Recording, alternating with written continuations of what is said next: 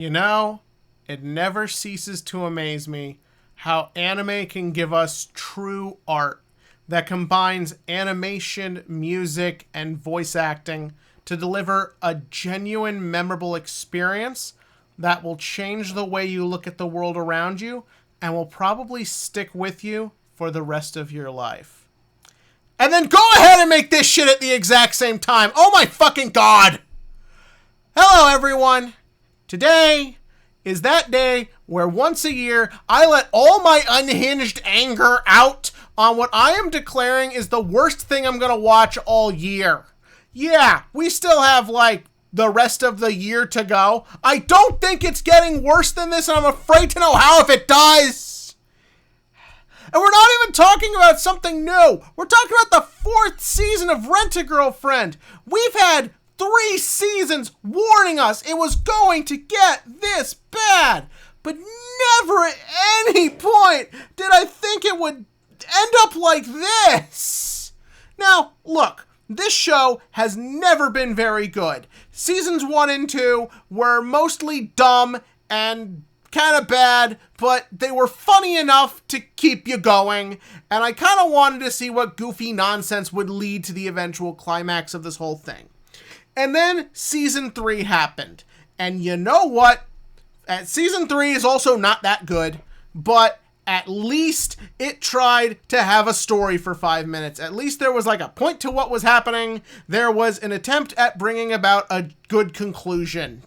But fuck that shit. We gotta keep this going forever. We gotta make all that waifu merch. All the weirdos and simps out there with their Chizuru body pillows and their mommy shrines and their Ruko toys and God knows what else.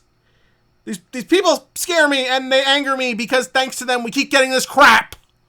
So let us take a few minutes and watch me decompress as we talk about how a show that was already bad got so much fucking worse.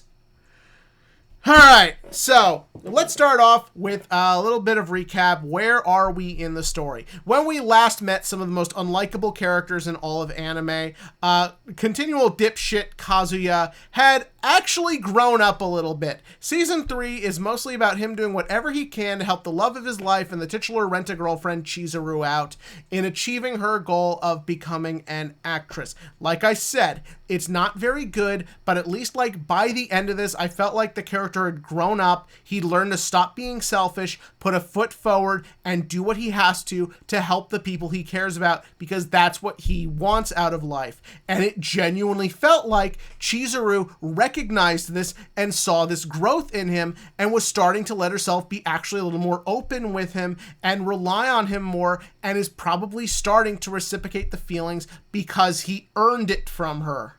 Season 4 basically throws all that out the window and hits the fucking reset button. We are back to Kazuya being a miserable, annoying little twerp, and Chizuru just kind of going along with all this insanity just because, always just standing there with that same sort of like, attitude she always has. It's like literally they couldn't figure out what to do next with these two, so the decision was made to just reset them.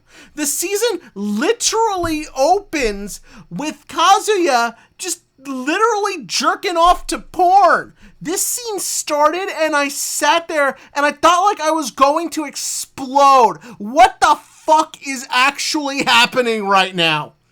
Also, the little image of Sumi being over the porn and his dick, that was actually kind of funny. This show can get in a good zinger every now and again. I will never take that from it. But from there, we're just right back to all the usual shit. Him and Chizuru go to like some actor's party or something, and he's just doing what he always does. He's constantly ogling how hot she is, pointing out her boobs and her butt and everything else in between, while he just sits there and says over and over again about how cooler she is and how pathetic he is and how she'll get a better man than him. And the thing is, the show tries to play this up as, I think, like a reason to like Kazuya. He's not egotistical in as much as he doesn't think he's all that. He doesn't think he's the perfect person, and he doesn't think he deserves her, which he doesn't. But the thing is that you need that to be backed up with something. It's okay for Kazuya to be annoying. It's okay for him to be obnoxious. It's okay for him to be a miserable sad sap all the time if he is either likable, which he isn't, or if you feel like it's going somewhere, which it no longer is. So you're just sitting there the whole time, just being annoyed at every second of this guy. Because obviously if you've seen the posters, because make no mistake, the only way to advertise this show is to just show off how hot the girls are. Fair enough, they're all fucking hot. But just like, the majority of this season takes place at a resort that I think is actually like a real resort or something that they're just advertising, or at least it felt like that. I think I heard that. I don't know, I'm fucking researching this. So they go to this resort, and most of the season, I think, takes place over the span of like several hours, while just all the girls are constantly in bikinis, and Kazuya and his two friends just pervertly and creepily ogle every inch of their bodies. And it's one of those things to where, like, this is not a complaint about fan service in media or sexualization of women or anything like that. It's really gross in this show, because there's just nothing else to it. They don't have a lot of other scenes with each other. It's mostly we're in Kazuya's head, looking as he just creepily stares at girls who are supposed to be his friends, or I don't even know. But like, it's really creepy and annoying, and it's different from someone like, I don't know, Issei in DxD, who is an actual pervert. I don't know why I say it like that. I'm losing it. But like, the difference there is that Issei will have a goofy, funny reaction, and you'll laugh at it, but then they'll like move on and he'll do something. Kazuya doesn't do anything. He just hangs around, and it's just rinse and repeat, rinse and repeat, rinse and repeat for endless episodes. Chizuru is back to just kind of like, she's just kind of there. I feel like her arc this season seems to be... Alright, this is where shit gets fucking weird. So, Mommy, Kazuya's girlfriend from season 1 who dumped him and what led to all this insanity, is back because I don't know why. And she is straight up lying to Chizuru, calling Kazuya a creepy stalker, and she has Stockholm Syndrome. I don't know why. People who don't like this show will say Mommy's the best character because she's right and justified in what she's doing. No, she isn't.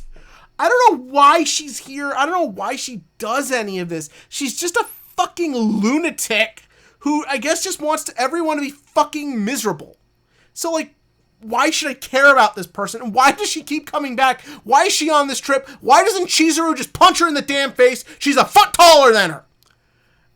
And so, like, Mommy's here doing all that crap. Then you have Ruka, who in, like, the first episode lies and claims her and Kazuya are fucking. And it just, like, we're just in straight-up creepy incel territory at this point. All these women do is lie and create trouble and are controlling and manipulative because of their worlds fixating on Kazuya. Mommy is obsessed with him for reasons I don't understand, and Ruka is in love with him for reasons that are so beyond stupid I had to reread it like 3 times to believe that's what they did in this. I don't know why they're here. I don't know what the point to them is, besides just being harem members, besides just being there for the loser male power fantasy aspect of just unrealistically gorgeous women around you at all times. So that way, like, you'll, like, everything will be about you. Because, like, this show claims to have conflict, but it's fake conflict. Ruka being in love with Kazuya, but also aware of his feelings for Chizuru and trying to, like, get in there. That's not drama, it's fantasy.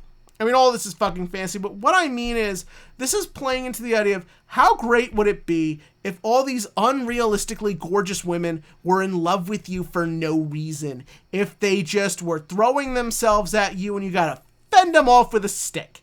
That's what's happening here. Even with Mommy, who is a fucking sociopath. Oh yeah, there's also 2 other girls in the harem who are just not here for some reason.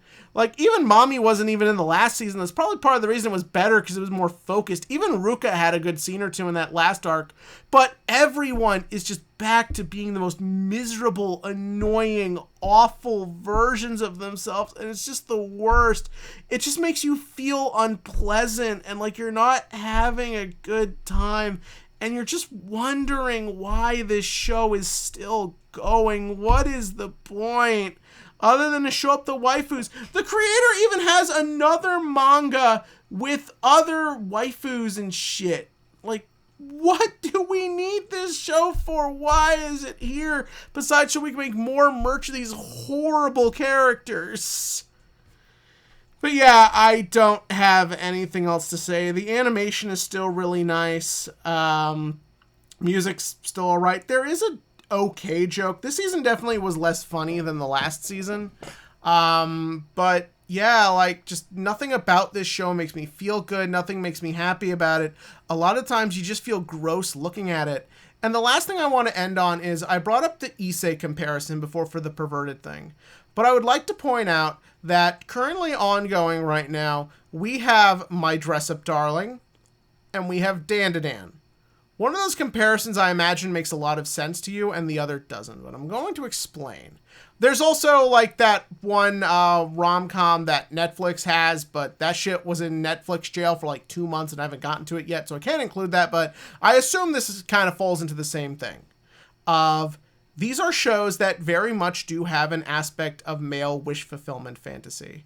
The idea that you will end up in a situation where you and the most beautiful girl in your school are together. You, this like nerdy, dorky guy, and just the unrealistic beauty of Marin or Momo, and the show kind of propels itself from there. So the question is, why do those shows deliver on genuinely good romances, even if you take Dandadan's battle shonen elements out? Well, the reason for that is A, there's not really a harem. Yeah, there's a few love triangle hintings at in both shows, but the show is focused on the relationship between this boy and this girl. And everything is designed around propelling that relationship forward and them growing and you seeing them happy together and they support each other and they grow with each other. This focus on a rom-com can actually be about the relationship growing. It doesn't always have to be the will they, won't they crap of Rent-A-Girlfriend and many more weaker American shows. These shows are good because they put the romance first. And again, having very hot waifus helps too. But the point I'm trying to make is that Rent-A-Girlfriend has never done that. It will never do that. It's going to ramble on endlessly for just as however long before people just get tired of it. And then it'll just inexplicably end with the two on a date. Like, I guarantee you that's how it will go. And yeah, I don't think I'm here for it anymore. This is the most awful shit imaginable. It sucks, and I hate it. But what do you think? This was also pretty low on both Mal and Live Chart, so I assume this didn't do very well. But give me your thoughts about this season below. And as always, click the like, click the subscribe, and join me next time where we'll try and talk about something positive, I promise.